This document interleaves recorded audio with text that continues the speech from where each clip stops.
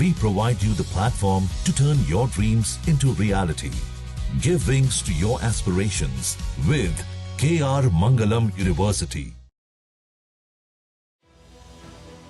मध्य पूर्व में बढ़ते तनाव के बीच एक बार फिर दुनिया की नजर अमेरिका और ईरान पर टिक गई है।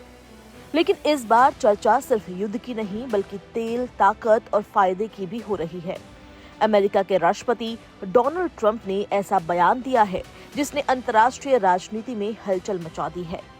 ट्रंप ने साफ शब्दों में कहा है कि अगर मौका मिला तो अमेरिका ईरान के तेल संसाधनों पर नियंत्रण कर सकता है।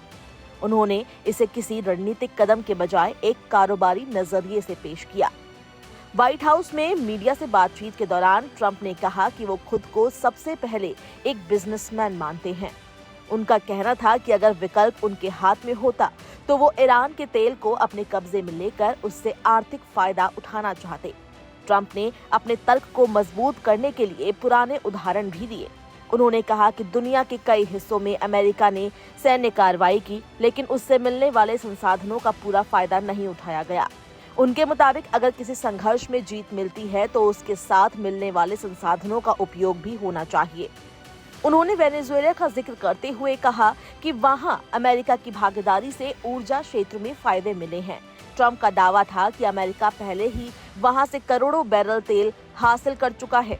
उसी उदाहरण के जरिए उन्होंने ये समझाने की कोशिश की कि ईरान के मामले में भी ऐसा किया जा सकता है।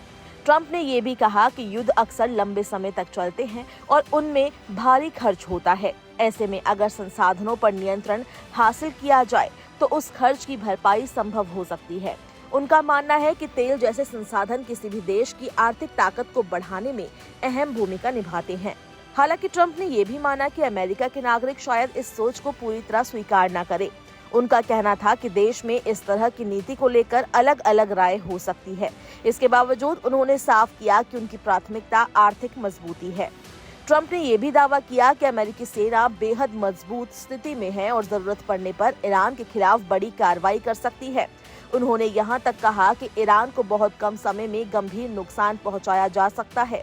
उनके मुताबिक हाल के दिनों में अमेरिकी सेना ने बड़े पैमाने पर हवाई अभियान चलाए, जिनमें हजारों मिशन पूरे किए गए और कई ठिकानों को निशाना बनाया गया। ये बयान ऐसे समय में आया है जब हॉर्मुज जलडमरू मध्य को लेकर भी तनाव बढ़ा हुआ है। फिलहाल ट्रंप के इस बयान ने एक सवाल जरूर खड़ा कर दिया है और आने वाले समय में ये देखना होगा कि दुनिया इस सोच को कैसे देखती है। क्या ये बयान किसी बड़े कदम की आहट है या सिर्फ राजनीतिक बयानबाजी?